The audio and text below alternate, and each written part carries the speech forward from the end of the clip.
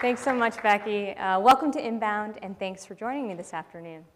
So over the course of the week, you're going to have the opportunity to learn how you can grow your businesses by better matching the way you market and sell to how your customers want to shop and buy.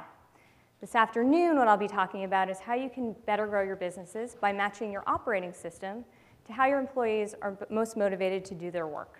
So I'm going to take you behind the scenes at what HubSpot's operating system looks like, how it has helped us to grow, scale, and innovate over the past 10 years, how we've grown from 15 to 1,500 employees, and now impacting over 20,000 customers. So as VP of Operations, one of my responsibilities is to create and maintain our operating system so that we can execute to our highest potential. And oftentimes, I think of myself as an air traffic controller. I need to make sure the planes are taking off on time, we're arriving on time, we're all flying in the right direction, no one's colliding in the air, and that we're constantly communicating. So my goal is to create alignment and order within our company, but to also inspire innovation, because that's what furthers us as a company. What we've learned at HubSpot is our employees do their best work and are most motivated when they're in high-performing autonomous teams. So we hire really talented individuals, and we give them a vision as to where we want to go as a company. We don't tell them how to get there explicitly. We talk about where we want to be in a year, 5 years, 10 years. Then we give them big, impactful problems that align to that mission that will help us succeed at accomplishing that mission. And then lastly, we give them autonomy. Our employees don't want to be micromanaged, and oftentimes our employees who are working close to a problem or working close to our customers can come up with better solutions than our leadership team can. So that's why autonomy is so important. Now, if you're at a small company, who here works at a company of less than 50 employees? Okay, more than 50? All right. So for the folks that are at a company less than 50, implementing this idea of autonomous teams is relatively easy. So you probably all sit on the same floor, sales, services, marketing. You can huddle up, come up with your mission, your strategy, delegate out who's going to do what as part of that strategy, and go off and start working. And as things are going well, great, you can celebrate that. As you're starting to experiment and innovate, and you need to pivot or adjust the steering wheel, it's pretty easy to do so. You can kind of gather up, exchange feedback, huddle up, figure out your new path forward. This is what we do at HubSpot when we launch a new product line. So we just launched our sales product line. When we first started with that, we actually took that team and isolated them from the core part of the business. We treated it like a startup within a startup. What ended up happening is that team could innovate and iterate very quickly as they found product market fit. 2 years later, we're now thinking about merging that back into the core business. They really were able to push the boundaries because they were secluded. And this is what HubSpot looked like 7 or 8 years ago. We all sat on the same floor. It was easy to quickly huddle, iterate, innovate, experiment, come up with big, new, bold ideas, and then push forward. Fast forward to 2016. We're over 1,500 employees. We have 6 offices around the globe. So we wanted to maintain that sense and that culture of innovation. As you can imagine, just letting free-range autonomous teams go out there and innovate can cause a lot of turbulence in your organization if you don't have any alignment or coordination behind it. So you have a whole lot more people, many moving parts, different offices, different time zones.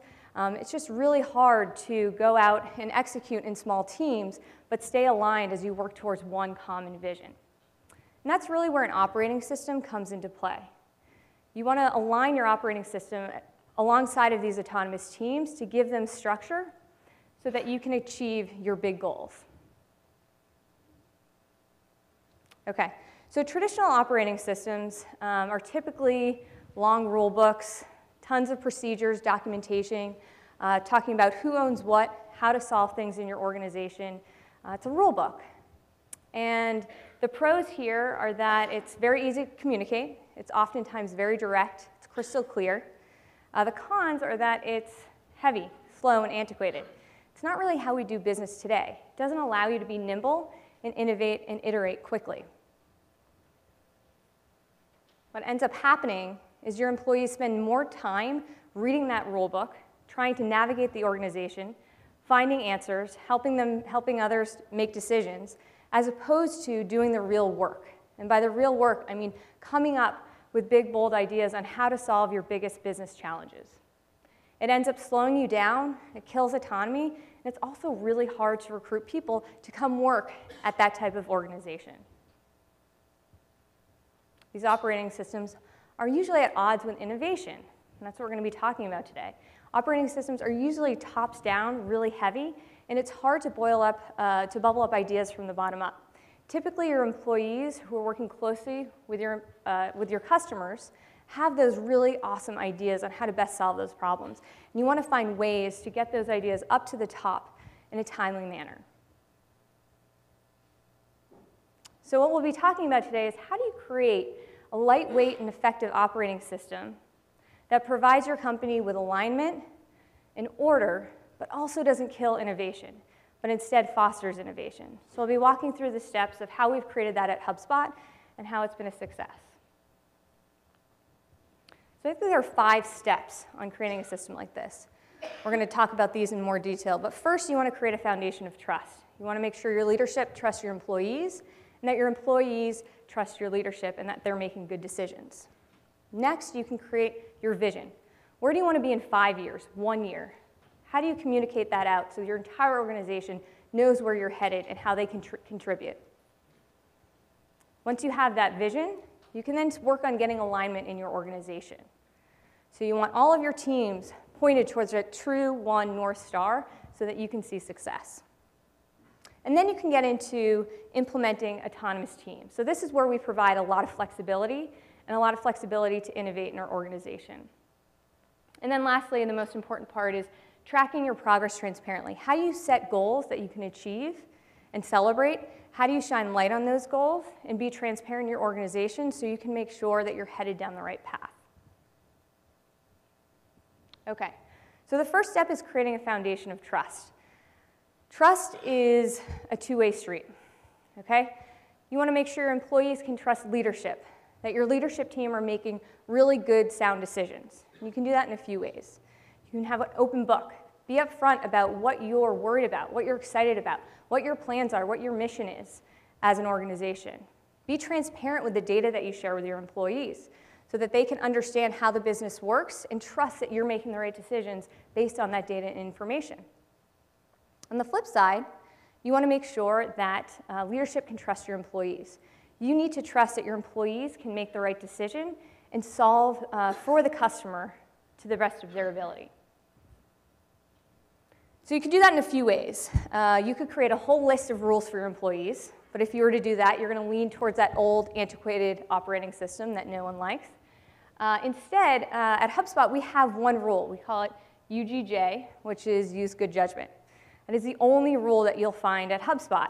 And what this means is that we trust our employees with the right context to make good decisions. And this comes to our social media policy, our work from home policy, our travel policy, asking for budget for a project, you name it. We have one rule, and we expect them to make a good call with use good judgment. But we do give them some context. So who here has heard of HubSpot's culture code? Oh man, okay, after this session, you should all go online, look up HubSpot's culture code. It's got over 3 million views, and it was written by Dharmesh, our co-founder. And at the core of our culture code is our operating system. It's a set of our values, beliefs, and best practices for how we work with one another, how we work day to day as a company. So not only does it give us context, and our employees context on how to make good decisions when we talk about use good judgment, but it also helps us recruit awesome talent to our organization who can continue to make good decisions for our business and help push our business to new levels. Okay, and the last piece when we're talking about trust is creating transparency. We are super transparent at HubSpot, and I think it's why we have such great trust across our organization. We share our P&L, all of our financials, our board meeting minutes, you name it. All of our employees have access to all of our data. It doesn't matter if you're the CEO or a college intern. Transparency is so important that when we went public 2 years ago, we made an active choice to make everyone at HubSpot an insider so that we wouldn't have to pull back on transparency. So this is critical that we maintain transparency at all levels. One way that we do that is with our internal wiki. So our wiki is hugely popular in our organization. You can go here, post, this is where I post our board meeting minutes, our executive team meeting minutes, you name it. Employees post their ideas, what they're working on, ideas for the business that can further ourselves. And then we push each other to make comments and progress and have conversations on this wiki. It's very active, but is key to keeping us both transparent and creating trust. Okay, so once you have that foundation of trust, now you can start working on your vision. So your vision can be where you want to be in a year, where you want to be in 5 years, where you want to be in 10 years. At HubSpot, we talk about our moonshot. So that's where we want to be in 5 years. That's what we want the company to look like. From there, we figure out what our annual vision is going to look like. What is our strategy going to look like in the upcoming year so that we can execute on where we want to be in the long run? So the first step is to get out of the ivory tower. Like I mentioned before, the best ideas come from those who are working with your customers day in and day out. So it's really important that you create transparency and trust with your employees and a way to communicate clearly with your employees so that they can help you devise your strategy and vision as a company. And pair that with your strategic plan. We have something at HubSpot, we call it all the time, we say solve for the customer. How are we solving for the customer? That is the one true North Star when we talk about our strategy. So once you come up with all of these ideas, right, you need to document them. At HubSpot, we try to get everything all on one page to keep it crystal clear. Because remember, the whole point of this is not just creating your vision and your strategy, but being able to communicate it so your employees fully understand it. So at HubSpot, we use something called an MSPOT. And I'll walk you through what the MSPOT stands for. It stands for our mission, our strategy, our plays, omissions, and targets. So the mission and strategy up top rarely change year over year. Our mission is to transform how companies market and sell, and our strategy is how we're planning to achieve that. What does change on a yearly basis are our plays. So we typically have 5 to 6 plays each year of big, meaty projects that we want to focus on to help us execute on our strategy and our mission. So this year it was all about customer value, becoming a multi-product company, pulling in that sales product line, which you'll hear more about this afternoon, thinking more globally, deepening our moat, and investing in people to continue to be competitive. Next to each play, we'll move to the targets here, and I've had to blur them out, but every single target has a number. We love data, we love metrics at HubSpot. And next to each number, you'll see some shades of yellow and red and green. So every month what I do is I go in here and I mark how we're doing. Green, if it looks good. Are we likely going to meet that target? Yellow, if there's some risk, maybe there's an obstacle in the way, or we may miss it by a couple months. And red, if there's a clear blocker there that's going to prevent us from reaching that goal. So when we have something in red, that's when I raise the flag and say, hey guys, we need to huddle up as a team, figure out how we're going to course correct, adjust the steering wheel, so we can head down that path of success. You'll see here we also have stretch targets. So stretch targets are something new that we implemented this year. It's really important to push yourselves. We only expect our team to hit 50% of these stretch targets. We want our employees to push and fail, because you learn a ton when you fail, as you all know. Okay, and the last part, even though it's at the bottom, omissions, it's one of the most critical pieces of our MSPOT. So every year, there's obviously a ton that we want to accomplish, right? But you only have so much time, so many resources. So we have to explicitly call out the things that we're going to say no to. What's great about our omissions is as these ideas come up over the course of the year, because they always surface again, it allows us to go back and easily say no. And it allows us to focus on our plays and not get distracted. So our missions are critical in this MSPOT. So once you have your document, and you've documented what your strategy, what your big plays are for the upcoming year, then you can work on communicating it. Communicating is super important. You want to make sure that every employee in your company, when you walk down the hallway, can tell you what your mission is, and can tell you what some of the big plays are for the company to allow you to get to where you want to be in a year, in 5 years. So we do this in a few ways at HubSpot. We talk about it quarterly at our company meeting. We talk about how we're doing on our MSpot. Why are some things in red? Why are they in yellow? Why are they in green? We talk about them in team meetings. We post it on the wiki. There are conversations. We have a monthly exec deck that highlights our MSpot and goes into detail behind the metrics on why we're ahead or why we're behind on certain plays. So it's really important that once you create this document, whatever it may look like, that your employees fully understand it and absorb it. Because then you can talk about creating alignment. So this MSpot, or document vision, is going to be your true North Star. You want the entire organization behind it so that you can see success and get you to where you want to be in your vision. So at HubSpot, we use the term aligning the vectors. Okay, so a vector is both kind of the velocity behind something and the direction that it's pointing at. You want all of the vectors pointing at those plays that you've set out. Okay, you don't want any going off in different directions. You don't want any colliding. You want as many pointed to that one true MSpot so that you can ensure success for your business. We do this in a few ways. So you can't really see here, but these are what I call second-level MSpots. So every team, after we create that company-wide MSpot, goes through and creates an MSpot for their own teams. So you'll see we have one for product, for sales, for services, for marketing. And it's all derived from that one MSpot. So we create alignment that way. We also create alignment across these teams. So I'll go through each of these MSpots and make sure that there are no omissions on the marketing MSpot that's a play for the product, right? We want to make sure that we have alignment and there's no friction. I also make sure that we have shared goals. So you'll see, if you were to zoom in here, that many of these MSpots have the same targets. Again, that's the power of vectors all pointing in the same direction. Shared goals are really powerful. The other great thing about these second-level MSpots is we share them, we post them on the wiki. We talk about why certain things are in red, yellow, green status, but it's very clear and easy to figure out who owns what in your organization and if you're dependent on any of those key projects.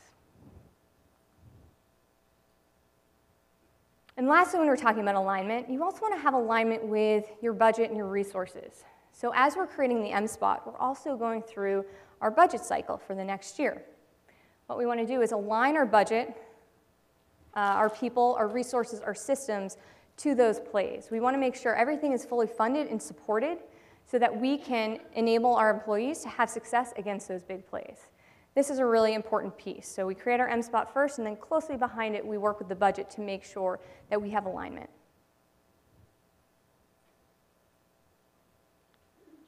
So once you have alignment, now we can start talking about how you can create autonomous teams. It's pretty basic. So like I said before, you want to tell your employees where that end state is, but you don't want to tell them how to get there. Instead, you want to give them context. You want to set some expectations. We use the term guardrails, right? We want to give them wide guardrails so they can figure out their own path forward, but not go totally off track. So an example of a guardrail could be a budget, a time, a resource, a team, clear expectations on the width of where they can innovate and experiment as they come up with their solutions to their business problems. We also have this term called a DRI, which is a directly responsible individual. DRIs, once they're named for a project or a team, have the autonomy and authority to make decisions for their project that they're working on. What's great is it allows you to go fast and iterate. So you don't have to run every decision up the chain of command and then back down. We trust that once we name these DRIs, they're going to make the right decision and that they can move forward quickly.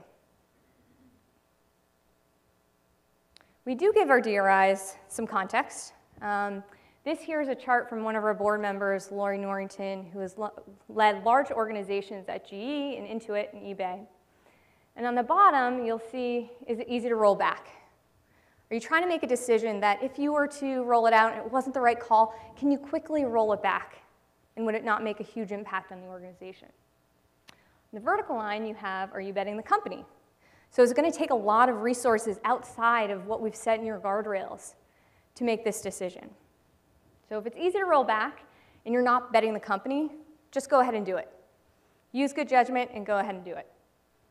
As it gets harder to roll back, And as it gets harder and you start betting the company you need more resources, this is where we ask those GRIs to start collaborating with other teams and start communicating. Be transparent about what you're working on so it doesn't come as a shock to the organization or to the other teams that you may be impacting.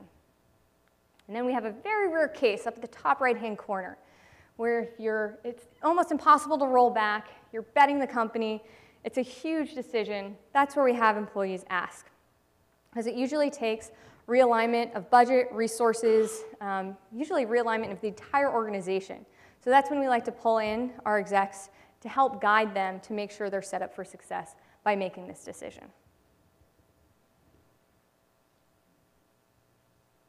Now onto the last step. So you've created this foundation of trust, you have alignment, you have autonomous teams working on your biggest, most critical business problems. How do you ensure that you're doing the right thing? Tracking progress transparently is key. So you want to be able to set really great, solid goals, have metrics to track those goals, and be crystal clear about how you're doing with everyone in your organization. So when we talk about goals, it's important to make them achievable. So at HubSpot, I talked to you about this moonshot, right? We talked about where we want to be in 5 years. Our first step is to break that down. We talked about our M-Spot. We have those at a yearly basis. Those are our annual goals. But you want to break those down further, because it's hard to execute on something when you just have an end-of-year goal in sight. So we have monthly goals at HubSpot. And the other thing we pair monthly goals with are priorities. So each exec at HubSpot, every month, we go into the wiki. We write what we're focused on, 4 or 5 things. What are the priorities that are going to get us to hit those monthly goals that align to our yearly targets? And at the end of each month, we have our execs go in, and we hold them accountable to writing how they've done against those priorities. What's great about this is it's transparent, so everyone knows what our teams are working on and what's a priority, and also keeps us on track to hitting those monthly goals, those yearly targets. And lastly here, we talked about stretch goals, right? Give yourself some stretch goals. Give yourself some goals that you know you're going to fail at, because that's where the big ideas come from. One of our biggest ideas at HubSpot and biggest parts of our business is our agency partner program. That started out as an experiment, a bet that we actually didn't think was going to succeed, and now is a huge part of our business and has a huge impact on our business. So these are some of the big stretch targets that you want to put out in front of your employees to see what will happen. Okay, so we use this quote a lot at HubSpot. Sunlight is the best disinfectant. We shine sunlight on everything, the good, the bad, and the ugly. The good, we celebrate, right, if we're on track and hitting some big targets. The bad, if we're behind and we're likely to miss. And the ugly. So we call BS a lot at HubSpot. We're very transparent about it. We want to keep ourselves honest and accountable. And that's what sunlight is for. Our best form of sunlight at HubSpot is data.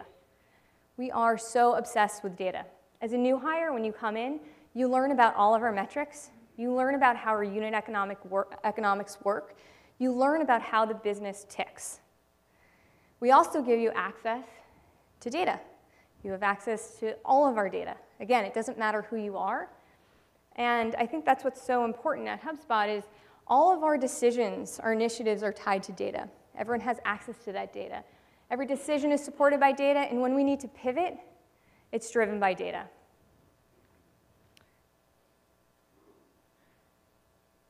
So that brings me to my summary. We talked about 5 different ways on creating this operating system. It has helped us grow, again, from 15 employees to 1,500. It's actually how we operated back 7 or 8 years ago, and we've maintained it. We've doubled down on trust and transparency. We've doubled down on autonomous teams, but we've supported it with this operating system to allow us to keep order and to execute and hit big goals. A lot of awesome innovations have come out of it, like I mentioned before. Who's heard of our agency partner program or is part of it? Right? It's a big part of our room. It's a big part of our revenue now. I mean, that started 5 or 6 years ago as a small idea with an autonomous team, and now is a huge part of our business. Our sales product, right? We started that as a startup within a startup. We kept that as a small autonomous team, let them innovate, and now is a big part of our business. So these big innovations have come out of these autonomous teams with some structure that has allowed our business to go from point A to point B and continue down our path as we set forward on our mission and vision. So with that, I hope HubSpot's operating system or some ideas that I shared today can help impact your business and bring it to the next level. And I hope you can evolve and transform your operating system to how people want to work today and bring your business to new heights. So thank you so much.